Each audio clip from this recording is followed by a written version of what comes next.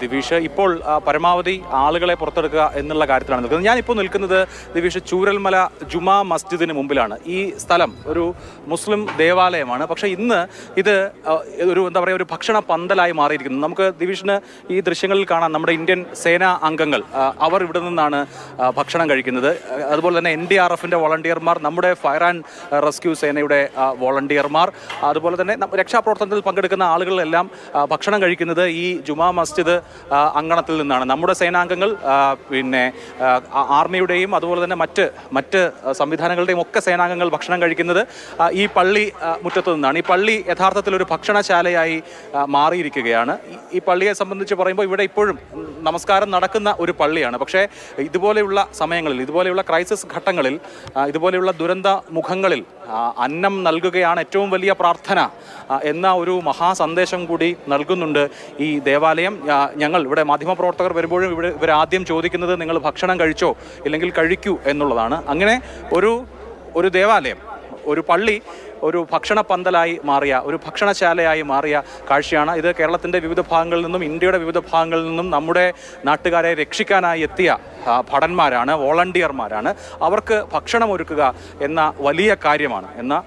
ഒരാൾക്ക് വിശന്നിരിക്കുന്ന ഒരാൾക്ക് ഭക്ഷണം നൽകുക എന്നുള്ളതാണ് ലോകത്തെ ഏറ്റവും മഹനീയമായ കാര്യം. ആ കാര്യമാണ് ഇവിടെ ഇപ്പോൾ നടന്നുകൊണ്ടിരിക്കുന്നത്. ഇതെല്ലാ ദിവസവും ഉള്ള കാര്യമാണ്. ഇങ്ങനെയാണ് ഈ ദുരന്ത മേഖലയിൽ ഭക്ഷണം കഴിക്കുന്നത്. ആളുകൾക്ക് ഭക്ഷണം കഴിക്കാനുള്ള അവസരം ഇങ്ങനെയൊക്കെയാണ് ഒരുങ്ങുന്നത്. ഇങ്ങനെ ചേർത്ത് പിടിക്കലിൻ്റെ ഒരു വലിയ സന്ദേശമുണ്ട്. എല്ലാ മനുഷ്യരെയും ചേർത്ത് പിടിക്കുന്ന ഒരു മഹാസ്നേഹത്തിൻ്റെ പ്രവാഹം നമുക്ക് ഇവിടെ കാണാം. നമ്മുടെ സേനാംഗങ്ങൾക്ക്, വോളണ്ടിയർമാർക്ക് ഭക്ഷണം വിളമ്പിക്കൊടുക്കുന്ന ഇടത്താണ് നമ്മളുള്ളത്. അപ്പോഴും എനിക്ക് ഇപ്പോൾ നമുക്ക് ഇത്രയും ദിവസം ഭക്ഷണം ഒരുക്കിത്തരുന്ന, ഭക്ഷണം വിളമ്പിത്തരുന്ന സംവിധാനങ്ങൾക്ക് ചെറിയ ചില പരാതികളുണ്ട്. ഞാൻ ഇതിൻ്റെ കോർഡിനേറ്റർ, എൻ്റെ പേര് യൂസഫ്. ഇപ്പോൾ ദിവസങ്ങളായി, ഇപ്പോൾ ഞാനിവിടെ വന്ന നാൾ മുതൽ വലിയ തിരക്കാണ് ഇവിടെ ഭക്ഷണം കഴിക്കാൻ. കാരണം ഭക്ഷണം പ്രോപ്പറായി കിട്ടുന്ന ഒരു സ്ഥലമല്ല, ഇതൊരു ദുരന്ത ഭൂമിയാണ്. ഒരുപാട് ആളുകൾക്ക് ഭക്ഷണം ഒരുക്കാനുണ്ട്.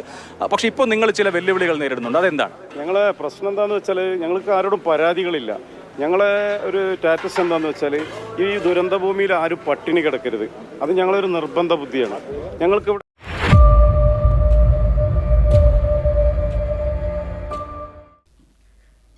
അസ്സലാമു അലൈക്കും വറഹ്മത്തുള്ളാഹി. നമസ്കാരം.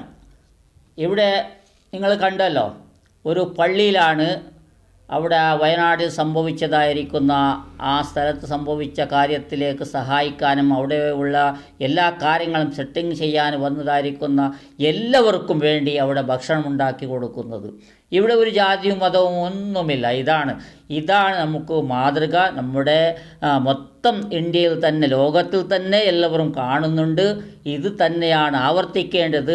ഇത്തരം സന്ദർഭങ്ങളിൽ മാത്രമല്ല, എല്ലാ സമയത്തും നമ്മൾ അന്യോന്യമായി നല്ല യോജിപ്പോടുകൂടെ എല്ലാ കാര്യത്തിലും നമ്മൾ ഇത്തരം കാര്യങ്ങളെ നമ്മൾ പ്രോത്സാഹിപ്പിക്കേണ്ടതാണ്. അതാണ് നമ്മൾ പോയി അവരുടെ ആചാരം ചെയ്യണമെന്നല്ല, നമ്മുടെ ആചാരമോ നമ്മൾ നമസ്കരിക്കുമ്പോൾ അവർ നമസ്കരിക്കണമെന്നോ അവരുടെ പൂജാസ്ഥലത്ത് നമ്മൾ പോയി അവിടെ ചെയ്യണമെന്നോ അതൊന്നുമല്ല. അതൊന്നും ചെയ്യാൻ പാടില്ല. അവരവരുടെ മതം, അവൻ്റെ മതം, അവൻ്റെ വിശ്വാസം അവനിക്കാണ്. അതുകൊണ്ട് ആരെയും അങ്ങോട്ടും ഇങ്ങോട്ടും അതുപോലെയുള്ള കാര്യത്തിലേക്ക് വിളിക്കേണ്ടതല്ല. ഇതുപോലെയുള്ള കാര്യമാണ് നിങ്ങൾ കണ്ടില്ലേ, അതാണ് ചെയ്യേണ്ടത്. ആ കണ്ട കാര്യമാണ് അവിടെ ഭക്ഷണം കൊടുക്കുന്നത്. എല്ലാവർക്കും എന്തോ ഒരു സന്തോഷമാണ്, എന്തോ ഒരു ഐക്യമാണ്, എന്തൊരു ആ കടമ നിറവേറ്റുന്നത്. അതിൻ്റെ പുണ്യം എത്രയാണ് അവിടെ ചെയ്യുന്നവർക്കും അവിടെ കൂടിയവർക്കും ഭക്ഷണം കഴിച്ചവർക്കും എല്ലാവർക്കും അതിന് പ്രതിഫലമുണ്ട്. അത് ഒരു ഐക്യത്തോടു കൂടെ നമ്മൾ ജാതി മതം ഒന്നും അവിടെ പറയാതെ നല്ല രീതിയിലുള്ള, അതുകൊണ്ട് നമ്മളെ ഈ ജാതി മതം എന്ന് പറഞ്ഞ് വഴിതെറ്റിക്കുന്ന ഏത് കക്ഷികളാണെങ്കിലും അവരും കണ്ട് മനസ്സിലാക്കേണ്ടതാണ് എന്നാണ് എനിക്ക് പറയാനുള്ളത്. പിന്നെ ഇവിടെ ഒരുപാട് ആൾക്കാർ സഹായിച്ചിട്ടുണ്ട്. അവിടത്തേക്ക് ഇനിയിപ്പോൾ ഒരുപാട് വീടുകൾ പണിയേണ്ടതുണ്ട്, ഒരുപാട് കടകൾ പണിയേണ്ടതുണ്ട്. അവിടുത്തെ എല്ലാ സെറ്റപ്പുകളും റോഡും എല്ലാം മൊത്തത്തിൽ എല്ലാം ആ സ്ഥലത്ത് ആകേണ്ടതാണ്. ആ സ്ഥലത്ത് തന്നെ അവിടെ എന്ത് ചെയ്യുന്നു ഏതാണെങ്കിലും അവിടുത്തെ പ്രോഗ്രസ്സിന് വേണ്ടി ഒരുപാട് ആൾക്കാർ സഹായിച്ചിട്ടുണ്ട്. വലിയ വലിയ നേതാക്കൾ, വലിയ വലിയ ബിസിനസ്സുകാർ, സിനിമാ നടന്മാർ, എല്ലാവരുടെ പേരും അവിടെ പറയുന്നു. അതൊന്ന് കേട്ടോളൂ. വയനാടിന് കൈത്താങ്ങായി മുഖ്യമന്ത്രിയുടെ ദുരിതാശ്വാസ നിധിയിലേക്ക് സഹായം പ്രവഹിക്കുകയാണ്. വ്യവസായ, സിനിമാ മേഖലകളിൽ നിന്നും ലഭിക്കുന്ന സഹായത്തിനൊപ്പം നൂറുകണക്കിന് സാധാരണക്കാരാണ് മുഖ്യമന്ത്രിയുടെ ദുരിതാശ്വാസ നിധിയിലേക്ക് സംഭാവന അയക്കുന്നത്. ദുരിതാശ്വാസ നിധിയിലേക്ക് സംഭാവന നൽകരുതെന്ന KPCC അധ്യക്ഷൻ കെ സുധാകരന്റെ നിലപാട് തള്ളി പ്രതിപക്ഷ നേതാവ് VD സതീശനും ഇതിനിടെ രംഗത്ത് വന്നു. വയനാട് ദുരന്തമുണ്ടായതിനു പിന്നാലെ മുഖ്യമന്ത്രിയുടെ ദുരിതാശ്വാസ നിധിയിലേക്ക് പണം നൽകരുതെന്ന പ്രചാരണം വ്യാപകമായിരുന്നു. കേരളം ഒറ്റക്കെട്ടായി അതിനെ തള്ളുന്നതാണ് കഴിഞ്ഞ ദിവസങ്ങളിൽ കണ്ടത്. പ്രമുഖ വ്യവസായിമാരായ MA യൂസഫ് അലിയും രവി പിള്ളയും 5 കോടി രൂപ വീതം ദുരിതാശ്വാസ നിധിയിലേക്ക് നൽകി. ചലച്ചിത്ര താരങ്ങളായ കമൽഹാസൻ, മോഹൻലാൽ, സൂര്യ, ഫഹദ് ഫാസിൽ എന്നിവർ 25 ലക്ഷം രൂപ വീതവും നൽകി. മമ്മൂട്ടി 20 ലക്ഷം രൂപയും ദുൽഖർ സൽമാൻ 15 ലക്ഷം രൂപയും നൽകി. തിരുവനന്തപുരം കോർപ്പറേഷൻ 2 കോടി രൂപയും കോഴിക്കോട് ജില്ലാ പഞ്ചായത്ത് 1 കോടി രൂപയും നൽകി. ഭീമ ജ്വല്ലറി B ഗോവിന്ദൻ 2 കോടി രൂപയും മഞ്ജു വാര്യർ ഫൗണ്ടേഷൻ 5 ലക്ഷം രൂപയും നൽകി. VPS ഹെൽത്ത് കെയർ 1 കോടി രൂപയുടെ മെഡിക്കൽ അവശ്യവസ്തുക്കൾ കൈമാറാൻ തീരുമാനിച്ചു. മുഖ്യമന്ത്രി പിണറായി വിജയനും ഭാര്യ കമലാ വിജയനും ചേർന്ന് 1,33,000 രൂപ നൽകി. ചീഫ് സെക്രട്ടറി V വേണു, additional chief secretary Sharada Muralidharan, വ്യവസായ പ്രിൻസിപ്പൽ സെക്രട്ടറി മുഹമ്മദ് ഹനീഷ് എന്നിവർ 1 ലക്ഷം രൂപ വീതമാണ് ദുരിതാശ്വാസ നിധിയിൽ നൽകിയത്. മന്ത്രിമാരും CPM MPമാരും 1 മാസത്തെ ശമ്പളം നൽകാൻ തീരുമാനിച്ചു. CPM സംസ്ഥാന കമ്മിറ്റി 25 ലക്ഷം രൂപ നൽകി. ലോക്സഭയിലെ പ്രതിപക്ഷ നേതാവ് ശ്രീ രാഹുൽ ഗാന്ധി 100 വീടുകൾ നിർമ്മിച്ചു നൽകുമെന്ന് കേരളത്തിലെ പ്രതിപക്ഷ നേതാവ് VD സതീശൻ ഇന്ന് രാവിലെ അറിയിച്ചിരുന്നു. അതിൽ VD സതീശൻ നേരിട്ട് ചുമതല വഹിക്കുന്ന 25 വീടുകളും ഇതിൽ ഉൾപ്പെടുമെന്നും അദ്ദേഹം അറിയിച്ചിട്ടുണ്ട്. കർണാടക മുഖ്യമന്ത്രി സിദ്ധാരാമയ്യ 100 വീടുകൾ നിർമ്മിച്ചു നൽകുമെന്ന് അറിയിച്ചിട്ടുണ്ട്. ഇത്തരം കാര്യത്തിന് രാഷ്ട്രീയം പറയാൻ പാടില്ല. അവിടെയാണ് പറഞ്ഞത്. K Sudhakaran KPCC അധ്യക്ഷനാണ്. അവിടുത്തെ സ്റ്റേറ്റ് കമ്മിറ്റിയുടെ, കോൺഗ്രസിൻ്റെ സ്റ്റേറ്റ് കമ്മിറ്റിയുടെ അധ്യക്ഷനാണ്, സ്റ്റേറ്റ് കോൺഗ്രസ് അധ്യക്ഷനാണ്.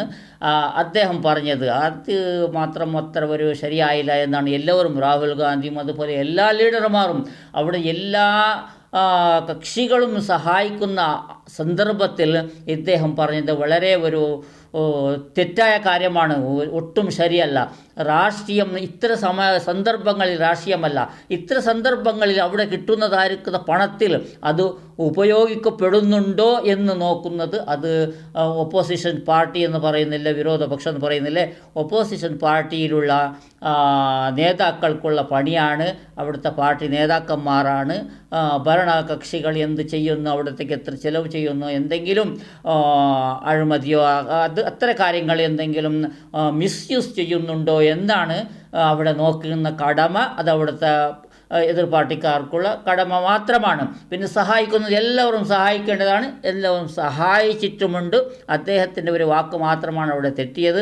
അത് അദ്ദേഹം എത്രയും പെട്ടെന്ന് ശരിയാക്കുമെന്നാണ് ഞാൻ കരുതുന്നത്. പിന്നെ നല്ല രീതിയിൽ അത് ചെയ്തിട്ടുണ്ട്.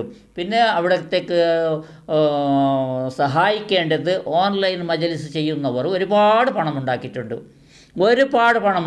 അവരുടെ വണ്ടി നോക്കൂ, അവരുടെ അവസ്ഥ നോക്കൂ, എല്ലാം.